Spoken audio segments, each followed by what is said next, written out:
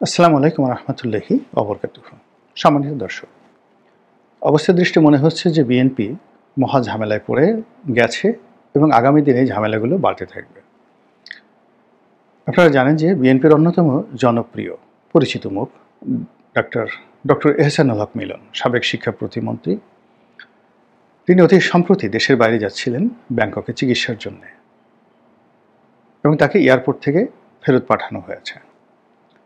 বিষয়টি তিনি প্রথমে গোপন রাখতে চেয়েছিলেন যাতে কেউ না জানে, কিন্তু এটি পরবর্তীতে সংবাদপত্রে চলে আসে এবং প্রায় সব পত্রপত্রিকাগুলোতে এটা লিড নিউজ হিসেবে আসে। যখন এরকম ঘটনা আমি শুনলাম গোপন সূত্রে, তখন ডক্টর মোহাম্মদ এহসানুল হক মিলনকে আমি টেলিফোন করেছিলাম এবং তিনি অনেকটা বিব্রত, বিধ্বস্ত, এবং এরকম ঘটনা এই সময়টাতে ঘটতে পারে এটা কখনো তিনি কল্পনা করেননি। এর কারণ হলো যে আওয়ামী লীগের পুরো জমানাটাতে তার উপর যে জুলুম অত্যাচার চলেছে এবং প্রায় প্রতিবারই তাকে এয়ারপোর্টে অপদস্থ হতে হয়েছে। কিন্তু সেটার একটা ধারাবাহিকতা ছিল, তিনি জানতেন এবং তাকে জানানো হয়েছে। তো তিনি এয়ারপোর্টে যেতেন, তিনি আগেই জানতেন তাকে দেবে না, কিন্তু ওই যে তাকে যেতে দেওয়া হয়নি এই ডকুমেন্টটা সংগ্রহ করে হাইকোর্টে আসতেন এবং এখান থেকে একটা অর্ডার নিয়ে তিনি আবার দেশের বাইরে যেতেন, কাজকর্ম শেষ করে চলে আসতেন। তো আওয়ামী লীগ জমানাতে যখন তার বিরুদ্ধে কয়েকশো মামলা এবং তার প্রতিদ্বন্দ্বী সাবেক স্বরাষ্ট্রমন্ত্রী মহিউদ্দিন খান আলমগীর, তখনও তিনি বিদেশে গেছেন এবং নির্দিষ্ট সময় পরে বিদেশ থেকে চলে এসেছেন। তো সেই ডক্টর এহসানুল হক মিলন এই জমানাতে এসে এয়ারপোর্ট থেকে প্রত্যাখ্যাত হবেন, it's a bad signal, very very bad signal.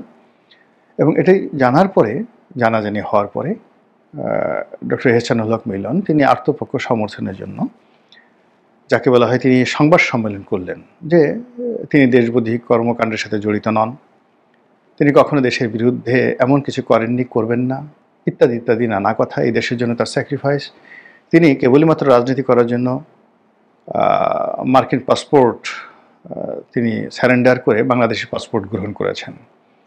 কাজেই এই দেশের প্রতি তার যে অধিকার, যে রাইট, এটাকে তিনি বোঝানোর চেষ্টা করেছেন। কিন্তু এতে করে দেখা গেল যে তাকে যারা অপদস্থ করার চেষ্টা করেছে, তার মাধ্যমে বিএনপিকে যারা মেসেজ দেওয়ার চেষ্টা করেছে, তারা আরও উল্লসিত। আর আমি আজকের এই ভিডিওটা যখন করছি আমি সত্য মিথ্যে জানি না, বাট গতকালকে ইন্টারনেটে এটা সয়লাভ হয়ে গিয়েছে এই খবর, আর অনেকে বলাবলি করেছে। সেটা হলো বিএনপির অন্যতম প্রভাবশালী নেতা আমির খসরু মাহমুদ চৌধুরী। তিনিও এয়ারপোর্ট দিয়ে যাচ্ছিলেন কোনো একটা দেশে এবং তাকে এয়ারপোর্ট থেকে ফেরত পাঠানো হয়েছে। সত্য মিথ্যা আমরা জানি না, প্রথমটা বাস্তব আর দ্বিতীয়টা গুজব অথবা সত্য।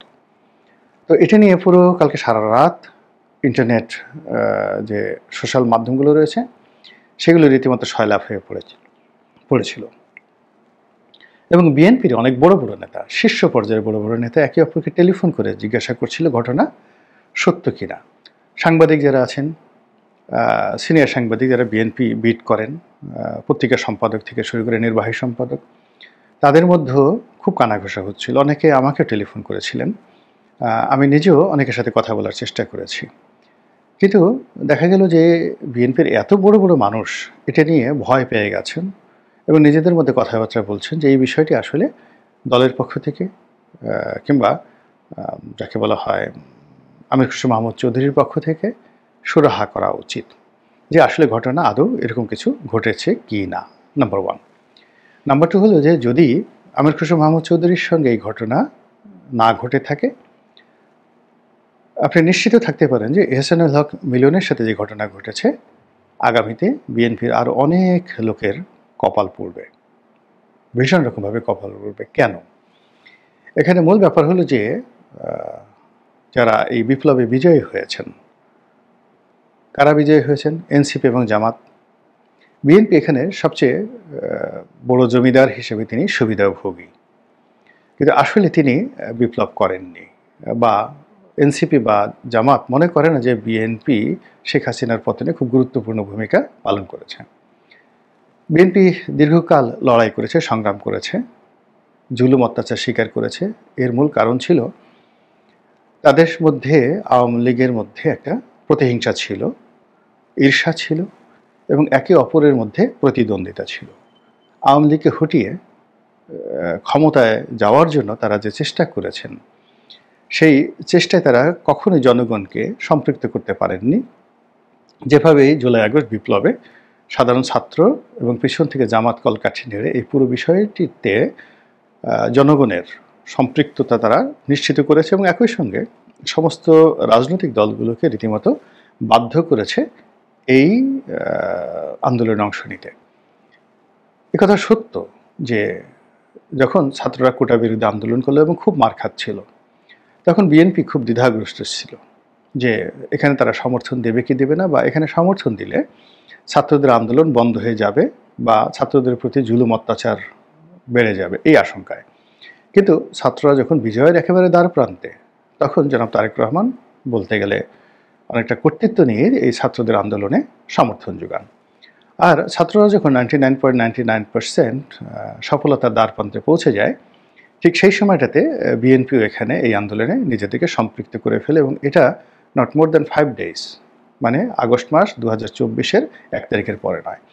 কিন্তু যারা এই আন্দোলনের পেছনে ম্যাটিকুলাস ডিজাইন করেছে গত 2-3 বছর ধরে, এই ডিজাইনের সঙ্গে বিএনপির কোনো সংযোগ ছিল না। এই ডিজাইন যদি কেউ করে থাকে, সেটা ডক্টর মোহাম্মদ ইউনূস, জামাত, এনসিপি যারা নেতৃবৃন্দ রয়েছে, আর বিভিন্ন যে গ্যাংয়ের কথা বলা হচ্ছে, কি গ্যাং না কু গ্যাং আছে, 6 করে সো দিয়া, তো এই গ্যাং গুং এগুলো সব থাকতে পারে। এনিওয়ে, ফলে কি হলো, এই বিপ্লবের পরে একটা মনস্তাত্ত্বিক যুদ্ধ দেখা দিয়েছে। যারা বিজয়ী তারা মনে করছে যে আমরাই তো এটা ভোগ করব, আর অন্যরা এখানে এসে উড়ে এসে জুড়ে বসে মাঠ ঘাট পথ সব কিছু দখল করে তছনছ করে দিচ্ছে। তো এই মনস্তাত্ত্বিক যুদ্ধ এই গত 14 মাস যাবৎ চলতে চলতে আজকে বিএনপির 12টা বাজানোর জন্য বিএনপির যারা প্রতিপক্ষ তারা মোটামুটি 90% সফল হয়ে গেছে। বিএনপির ইমেজ ক্ষুণ্ণ করে ফেলেছে। বিএনপির নেতাদের মধ্যে বিভেদ, বিসংবাদ, মারামারি এগুলো তারা বাঁধিয়ে দিয়েছে এবং ভোটের মাঠে বিএনপিকে শক্ত প্রতিদ্বন্দ্বিতার মধ্যে ফেলে দিয়েছে। বিএনপির বিরুদ্ধে অনেক ন্যারেটিভ তৈরি করা হয়েছে এবং এই গত 14 মাসে বিএনপির অন্তত পক্ষে 14 লক্ষ একেবারে চিহ্নিত চাঁদাবাজ অপরাধকে বা অপরাধীকে প্রশাসন দিয়ে, রাষ্ট্রযন্ত্র দিয়ে তারা রীতিমতো তালিকাভুক্ত করিয়ে ফেলেছে। এখন যদি একটি অপারেশন ক্লিন হার্ট হয় বা সারা দেশে অস্ত্র উদ্ধারের নামে ধরপাকড় হয়, আইনশৃঙ্খলা রক্ষা করার নামে যদি দমন পীড়ন শুরু হয়ে যায়, কাদের উপর হবে? আওয়ামী লীগের লোক তো পালিয়ে আছে। বিএনপির যে সমস্ত লোকজন দাপট দেখাচ্ছে তাদের সবাইকে রীতিমতো শুইয়ে ফেলা যাবে। এই কাজটি অবশ্যই বিএনপি যারা প্রতিপক্ষ তারা করবে, কিন্তু তার আগে বিএনপিকে আর এক দফা ডলা দিতে চাচ্ছে, মানসিকভাবে ডলা দিতে চাচ্ছে। সেই ডলার জন্য তারা এখন এই জুলাই সনদ যেভাবে তারা কৌশলী বিএনপিকে দিয়ে স্বাক্ষর করিয়ে ফেলেছে, এর দ্বিতীয় যে প্রকল্প, সেই প্রকল্প হলো হানা ভোট, গণভোট। এখন বিএনপি কোনো অবস্থাতেই নভেম্বর মাসে বা ডিসেম্বর মাসে বা জাতীয় নির্বাচনের আগে গণভোটে যেতে চাচ্ছে না, করতে দিতে চাচ্ছে না। আর বিএনপি যে চাচ্ছে না, তাদেরকে কৌশলে ফাঁদের মধ্যে আটকে, মানে উত্তেজিত করে নানা রকম কথাবার্তা বলে এই হানা ভোটে রাজি করানো, অথবা এই হানা ভোটটি বানচাল হয়ে গেছে, জুলাই সনদ বানচাল হয়ে গেছে বিএনপির কারণে, এই বদনামটি তাদের ঘাড়ের উপর দেয়া। আর এই কাজের জন্য তাদেরকে নানাভাবে উত্তেজিত করা হচ্ছে এবং যে কথাগুলো বলা হচ্ছে যে বিএনপির জন্ম হয়েছিল হা ভোট দিয়ে, আবার এবার বিএনপি না ভোট যে যদি দেয়, মানে যে ভোটাভুটি হচ্ছে, এখানে বিএনপি যদি অ্যাক্টিভলি অংশগ্রহণ করে এবং এই জুলাই সনদ গৃহীত হবে না এই ব্যাপারে যদি না ভোট দেয়, তাহলে বিএনপির পতন হবে। এই ধরনের কথাবার্তা বলা হচ্ছে। বিএনপির নিকাহ হয়ে গেছে, বিয়ে হয়েছে, কাবিন করেছে, কাবিনে স্বাক্ষর দিয়েছে, এখন তো তালাক হবে না, এখন তো ঘর সংসার করতে হবে, এই ধরনের কথাবার্তা বলে বিএনপির মেজাজ গরম করে দেওয়া হচ্ছে। এবং আসলেও মিস্টার সালাউদ্দিন আহমেদ অথবা জনাব মির্জা ফখরুল ইসলাম আলমগীর তারা ধৈর্য রাখতে পারছেন না, তারা বিষণ্ণ এবং সামাজিক মাধ্যমে তাদেরকে নিয়ে নানা রকম কৌতুক, ব্যঙ্গ, বিদ্রুপ এবং কার্টুন তৈরি হচ্ছে। অর্থাৎ মিস্টার সালাউদ্দিন এবং মিস্টার মির্জা ফখরুল ইসলাম আলমগীর দুজন কুলাকুলি করে আছেন, তাদের মুখে অনেক রাগ, সারা মুখে কালি, চোখের নিচে মানে যাকে বলা হয় চশমার নিচে চোখ দুটো কোটো রাগতে, এইরকম নানা রকম যাকে বলে অশ্লীল, নানা রকম ভয়ঙ্কর কার্টুন তাদের যারা প্রতিপক্ষ তারা ছেপে সামাজিক মাধ্যমগুলোতে সয়লাভ করে দিয়েছে যে এদের আর কোনো রক্ষা নাই। ওদিকে বিয়ে এবং কাবিন, বিয়ে হয়েছে কাবিন হয়েছে, এগুলো নিয়ে যে সকল ছবি, যে সকল কার্টুন, যে সকল মানে এআই নির্ভর যে সকল ছোট ছোট ভিডিও ফুটেজ বিএনপির প্রতিপক্ষরা সামাজিক মাধ্যমে ছেড়ে দিয়েছে, এতে করে বিএনপির ধৈর্যচ্যুতি ঘটবে, ভীষণ রকম ধৈর্যচ্যুতি ঘটবে। তো এরকম যখন একটা অবস্থা চলছে তখন বিএনপিকে আরও মানসিকভাবে দুর্বল করে দেওয়ার জন্য, অর্থাৎ বিএনপি যত মারামারি করতে গিয়ে, কাটাকাটি করতে গিয়ে বা লাগালাগি করতে গিয়ে তারা যেন শক্তিমত্তা না পায়, তাদের হাত পা যেন থরথর করে কাঁপে, তারা যেন বিধ্বস্ত অবস্থায় থাকে, এজন্য তারা যে কাজটি করছে সেটি হলো বিএনপির মনকে দুর্বল করে দেওয়া। এবং সেই দুর্বল করার কতগুলো লক্ষণ আছে। যেমন দেখা গেল সেই কোন এলাকাতে, সেই চট্টগ্রামে এক নেতার বাড়ি থেকে বিপুল পরিমাণ অস্ত্র উদ্ধার করা হয়েছে। আসলে তিনি বিএনপির প্রয়াত নেতা সালাউদ্দিন কাদের চৌধুরী, তার ছোট ভাই গিয়াস কাদের চৌধুরী, অত্যন্ত প্রভাবশালী নেতা, তার একজন কর্মী। কিন্তু তার একজন কর্মীর কাছ থেকে অস্ত্র উদ্ধার করা হয়েছে, এটা পত্রপত্রিকা যেভাবে আসছে মনে হচ্ছে যে সারা বাংলাদেশে বিএনপি এই অস্ত্রবাজি করছে এবং থানা লুট করে যত অস্ত্র শস্ত্র যা কিছু আছে সব বিএনপি নিয়েছে এবং তাদের কাছে আছে। এই ন্যারেটিভগুলো তৈরি করা হচ্ছে, ব্যাপকভাবে প্রচারিত হচ্ছে। অথচ ওখানে গিয়াসউদ্দিন কাদের চৌধুরী তার রাজনৈতিক প্রতিপক্ষের সাথে যে দ্বন্দ্ব এবং সংঘাত ওখানে সবাই জানে, এবং এটা কিভাবে হয়, কেন হয়, আমরা যারা রাজনীতি করি মোরালেস বুঝি, কিন্তু এটাকে একটা ন্যারেটিভ তৈরি করে বিএনপির বিরুদ্ধে ব্যবহার করা হচ্ছে। 2 নম্বর হলো যে এই কিছু কিছু অভিযান, কিছু কিছু মামলা মোকদ্দমা ইদানিং হচ্ছে সারা বাংলাদেশে বিএনপির নেতাকর্মীদের বিরুদ্ধে এবং 2-4 জনকে গ্রেপ্তার করা হচ্ছে। তারপরে যেমন নারায়ণগঞ্জে জাকির খান, এরকম কিছু বিএনপির যারা নেতাকর্মী রয়েছেন তাদের বিভিন্ন হাঁটাচলা, কথাবার্তা, এগুলোকে ট্রল করা হচ্ছে যে এই বিএনপি একটা এরকম দল, এই নেতারা এরকম করে জনমানসে একটা নেতিবাচক প্রতিক্রিয়া তৈরি করা হচ্ছে। আর এই যে এহসানুল হক মিলন সাহেবের মতো একজন ক্লিন ইমেজের মানুষকে এয়ারপোর্টে যে নাজেহাল করা হলো, নাস্তানাবুদ করা হলো বা তাকে ফেরত পাঠানো হলো, এটার মাধ্যমে বিএনপির অন্যান্য নেতাদেরকে যে রেড সিগন্যাল দেওয়া হলো, আমি নিশ্চিত যে এহসানুল হক মিলনের এই ঘটনায় তারেক রহমান একটা ভালো মেসেজ পেয়ে গেছেন। আর মির্জা ফখরুল থেকে শুরু করে বিএনপির যত শীর্ষ নেতা রয়েছেন, যেমন মির্জা আব্বাস, তাকে অলমোস্ট এভরি মান্থ সিঙ্গাপুর যেতে হয় তার শরীর চেক আপ করার জন্য। তো তিনি ভয় পেয়ে যাবেন যে মিলনের সঙ্গে যদি এই ঘটনা ঘটে তা মির্জা আব্বাস সাহেবের সাথে কেন ঘটবে না, এই কথা ভেবে মির্জা আব্বাস, তার স্ত্রী আফরোজা আব্বাস, তাদের গিয়ে দেখবেন যে টেম্পারেচার বেড়ে গেছে, হার্টবিট বেড়ে গেছে।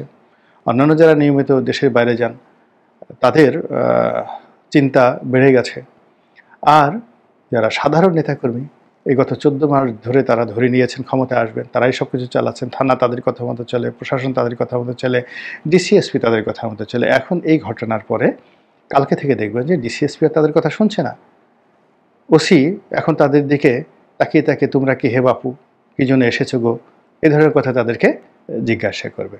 এর ফলে নির্বাচনের আগেই বিএনপির জন্য আরও অনেকগুলো নির্বাচন হয়ে গেল, এবং সেই নির্বাচনে কিভাবে ম্যাটিকুলাসলি তাদেরকে পরাজিত করা হলো। আপনি সেটা ডাকসু ধরেন, জাহাঙ্গীরনগর বিশ্ববিদ্যালয় ধরেন, রাজশাহী বিশ্ববিদ্যালয় ধরেন, অন্যান্য বিশ্ববিদ্যালয় নির্বাচন হবে, এইটা হলো ডাইরেক্ট নির্বাচন। এর বাইরে এই যে জুলাই সনদের স্বাক্ষর, তারপরে জুলাই সনদ ঘোষণা, এই অনুষ্ঠানগুলোতে বিএনপির অংশগ্রহণ, তারপরে গত 1 বছর ধরে বা 8 মাস ধরে ঐক্যমত্য কমিশনে বিএনপিকে নাকে দড়ি দিয়ে যেভাবে আনা হলো, হাস্তা নাস্তা করা হলো, যখন যেভাবে ইচ্ছা সেভাবে তাদেরকে রাজি করানো হলো, খুশি করানো হলো, তাদেরকে নাকে খত দেওয়ানো হলো, এবং বিএনপি সবার মানে মন রক্ষা করে, সবাইকে খুশি করে এখানে এই একটা নির্বাচনের দিকে সবাইকে ধাবিত করার, ফেব্রুয়ারি মাসের দিকে সবাইকে ধাবিত করার যে চেষ্টা করেছে, সেটা আমার কাছে মনে হচ্ছে মুখ থুবড়ে পড়েছে। এখন নভেম্বর, ডিসেম্বর, জানুয়ারি, ফেব্রুয়ারি, 4 মাস। যদি 15 তারিখ হয় 3.5 মাস।